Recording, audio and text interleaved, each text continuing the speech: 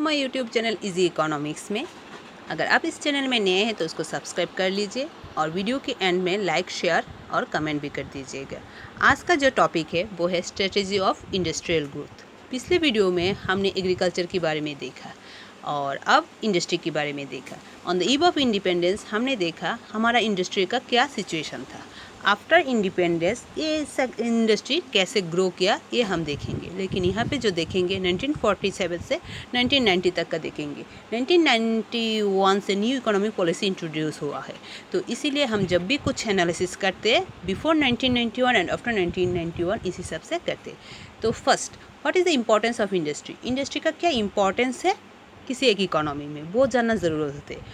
जो first point है वो है epic centre of economic growth. ये इंडस्ट्री जो है वो serve as the epic centre of economic growth. Source of employment, ज़्यादा से ज़्यादा लोग हमने देखा इंडिया में एग्रीकल्चर सेक्टर में काम करते, लेकिन एग्रीकल्चर सेक्टर जब ओवरबर्डन हो जाते तो उधर पे से जो एक्स्ट्रा लोग रह जाते वो लोग इंडस्ट्रियल सेक्टर में शिफ्ट हो जाते, वहाँ पे उनको काम मिलते। तो इंडस्ट्रियल सेक्टर एक सोर्स ऑफ एम्प्लॉयमेंट के तौर पे भी बहुत इम्पॉर्टेंट है। Source of mechanised means of farming, हमने देखा हमारी एग्रीकल्चर की डेवलपमेंट के लिए मैकेनाइज्ड फार्मिंग एक इम्पॉर्टेंट रोल था मैकेनाइज्ड फार्मिंग का। तो मैकेनाइज्ड फार्मिंग के लिए हमको जो टूल्स एंड टेक्निक्स चाहिए था, जो मशीनरी चाहिए, वो सारी इंडस्ट्री में प्रोड्यूस होते हैं। तो मैकेनाइज्ड फार्मिंग के लिए भी इंडस्ट्री का एक अहम रोल है।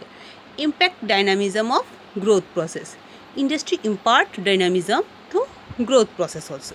Growth of civilisation, urbanisation lead to growth of civilisation. जितना ज़्यादा अर्बनाइजेशन होता है ग्रोथ तो भी उतना ज़्यादा होता है। इंफ्रास्ट्रक्चरल ग्रोथ, अगर इंफ्रास्ट्रक्चर की ग्रोथ के लिए भी हमको इंडस्ट्री का डेवलपमेंट बहुत ज़रूरी है।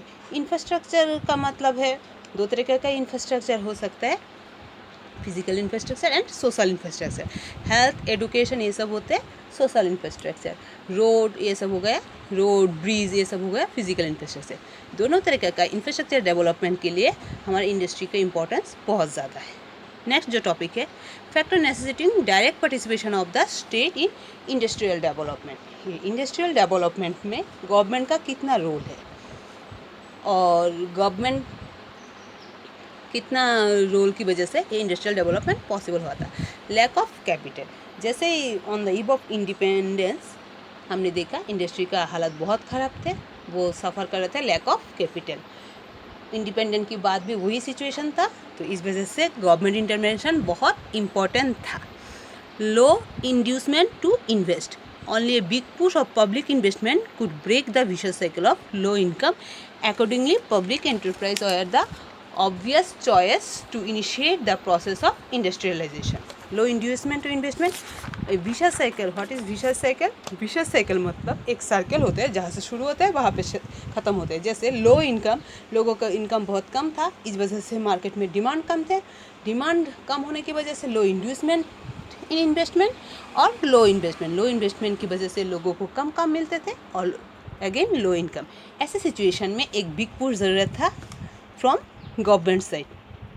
Then growth with social justice, the government realise that this objectives could be achieve only through direct participation of the state in the process of industrialisation.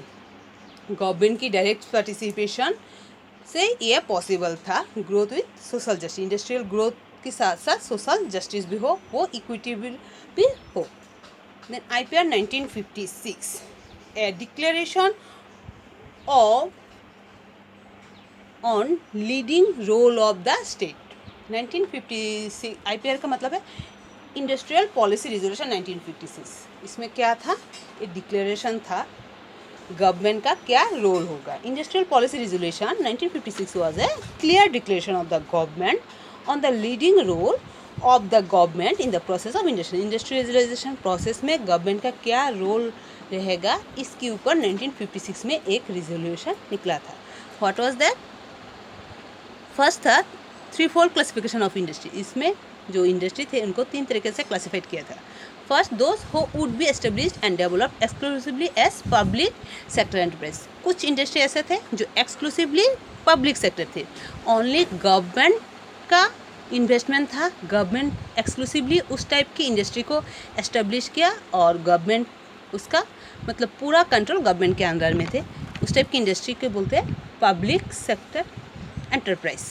Then those which could be established both as the private and public sector enterprise। कुछ ऐसे industry establish हुआ था जिस उसमें कुछ हद तक government का पार्टनरशिप रहेगा, कुछ पब्लिक का रहेगा, तो इसको बोलते हैं पब्लिक प्राइवेट पार्टनरशिप। पब्लिक इस टाइप की जो इंडस्ट्री थे उसको बोलते थे private and public sector enterprise. Then अगर ये दो सेक्टर कुछ थे एक्सक्लूसिवली पब्लिक सेक्टर और कुछ रहेगा पब्लिक प्राइवेट, और ये दोनों किस्म का छोड़ दे बाकी जो भी इंडस्ट्री आएगा वो सारा रहेगा private sector. All industries other then in categories 1 and 2 are left to the private sector. Thus, IPO 1956 clearly implied that the state was to spearhead the process of industrialization in the economy. In the economy में government का बहुत बड़ा role play करने का ज़रूरत है। Industrial licensing, industrial licence का मतलब है कोई भी प्राइवेट सेक्टर एक्सक्लूसिवली अपनी इंडस्ट्री स्टार्ट करना चाहते हैं तो गवर्नमेंट से उसको परमिशन लेना पड़ेगा। गवर्नमेंट का कुछ टर्म्स एंड कंडीशन है, वो सब फुलफिल करेंगे तभी उसको परमिशन मिलेगा। Industries in the private sector could be established only through a licence from the government. Then industries concession, जो प्राइवेट एंटरप्राइज है बैकवर्ड रीजन में वो एंटरप्राइज अपना बिजनेस स्टार्ट करने के लिए गवर्नमेंट की तौर से कुछ कंसेशन मिलते थे। वो टैक्स हॉलीडे मिलेगा, सब्सिडी मिलेगा और क्या मिलेगा, पावर सप्लाई में भी उसको कुछ कंसेशन मिलेगा अगर ये सारे प्राइवेट कंपनीज बैकवर्ड रीजन में अपना इंडस्ट्री एस्टेब्लिश करेंगे तो। देन डेवलपमेंट ऑफ एसएसआई का मतलब है स्मॉल स्केल इंडस्ट्री। अभी के दौर में जिस इंडस्ट्री का इन्वेस्टमेंट लेस देन 5 करोड़ होता है वो होता है स्मॉल स्केल, और उस टाइम पे जिसका इन्वेस्टमेंट लेस देन 5 लाख होगा वो स्मॉल स्केल इंडस्ट्री के अंडर में आएगा। उसका 3 कैरेक्टरिस्टिक हो सकता है। फर्स्ट, स्मॉल स्केल इंडस्ट्री होता है लेबर इंटेंसिव, मतलब यहाँ पे मशीन से काम नहीं होगा, ज़्यादा से ज़्यादा काम इंसान से होगा। तो ये ज़्यादा से ज़्यादा ये कैपिटल इंटेंसिव टेक्नोलॉजी नहीं यूज़ होगा स्मॉल स्केल इंडस्ट्री में, इसमें लेबर इंटेंसिव टेक्नोलॉजी यूज़ होगा और ज़्यादा से ज़्यादा लोगों को काम मिलेगा। SSI shows locational flexibility and therefore equality oriented. ये लोकेशनल फ्लेक्सिबिलिटी दिखाते हैं। SSI shows location it is therefore equality oriented contributing to balance regional growth. Balance regional growth के लिए जिस एरिया में जिस टाइप की मटेरियल अवेलेबल है, रॉ मटेरियल, उसके ऊपर बेस करके वहाँ पे स्मॉल स्केल इंडस्ट्री एस्टेब्लिश किया जाएगा।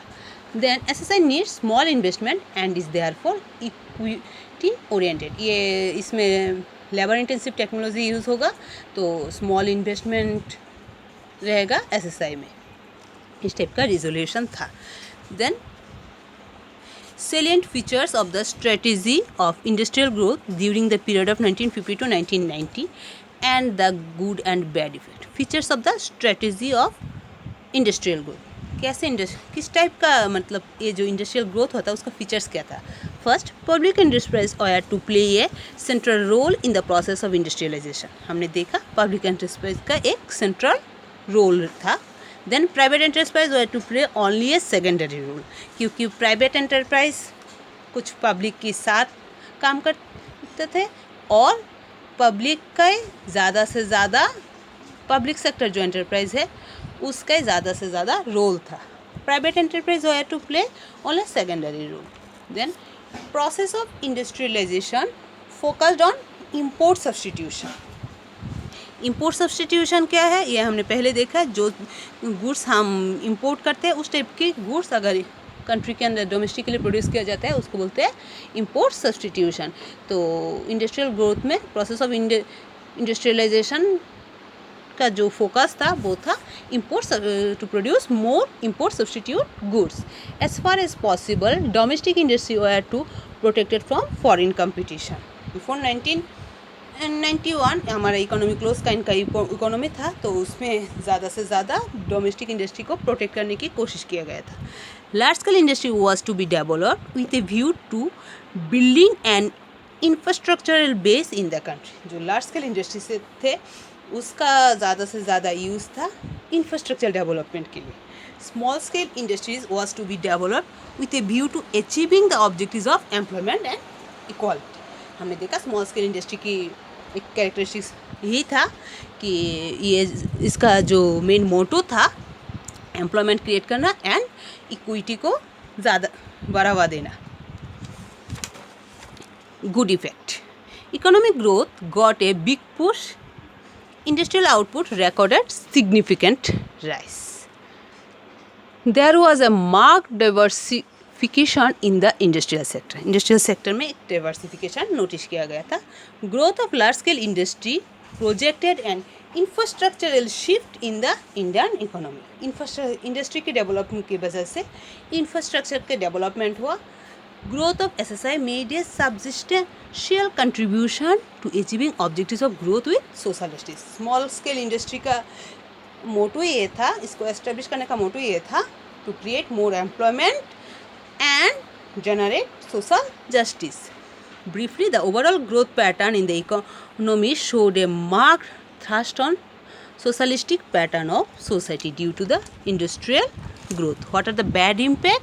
Inefficiency, corruption, leakage and pilferage emerged as the principal characteristic of public sector. आज भी हम जो देखते हैं, जो भी पब्लिक सेक्टर होता है वहाँ पे ज़्यादा से ज़्यादा इनएफिशिएंसी रहता है, करप्शन रहता है, लीकेज हो जाता है, इन्वेस्टमेंट पिलफेरेज रहते हैं। ये था principal character of public sector, ये अभी भी वैसा ही है।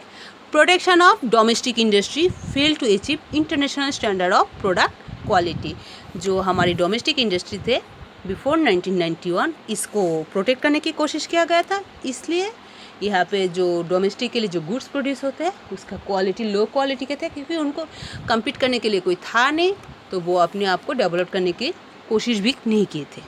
Savings, foreign exchange through import substitution prove to be an inefficient policy instrument.